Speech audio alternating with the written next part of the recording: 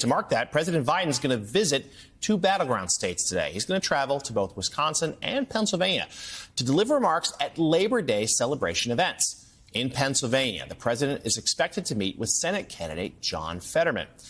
It's unclear, though, if Biden will meet with Wisconsin's Democratic Senate nominee Mandela Barnes. As USA Today notes, this week alone, Biden's schedule will collide with the itineraries of three Democratic Senate candidates in crucial races, testing whether they view him as a liability or strength to their campaign. So, Nicholas, the president, a few months ago, it seemed like Democrats were running away from him, that his poll numbers were really low, inflation was a real issue, and they felt like, there could be a bloodbath in the House, and they didn't want anything to do with Joe Biden. The calculations have changed. Democrats have a lot of momentum right now, some of it outside of their control, obviously. That Supreme Court decision on abortion has electrified some of their base.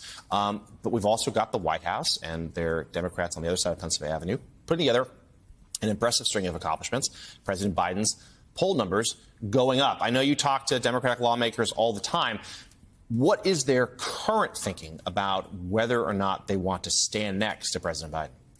Democrats I've talked to are okay with standing by the president now, and I think that's the difference that a few more percentage points in improvement in Biden's poll numbers and these legislative wins can make. We've seen that these gains in the poll numbers came from independents that had previously gone away from the president, and Democrats I've talked to are pretty confident that even if this doesn't mean that they'll keep the House this fall, they're more likely to keep the Senate, and they'll limit their losses in the House.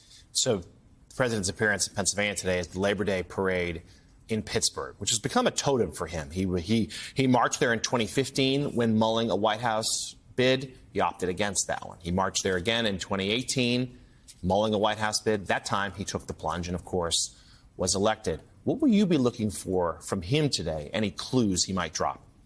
I'll be looking to see how he continues this potential general election messaging heading into these last few months of the midterm elections. We saw the White House preview some of that over the last few weeks, taking this much more aggressive stance against MAGA Republicans and really trying to crystallize the differences between the two parties. And we'll have to see how the president does that now. All right. Congressional reporter at Politico, Nicholas Wu, thank you so much. And we, of course, will be paying close attention to the president's appearances today. Coming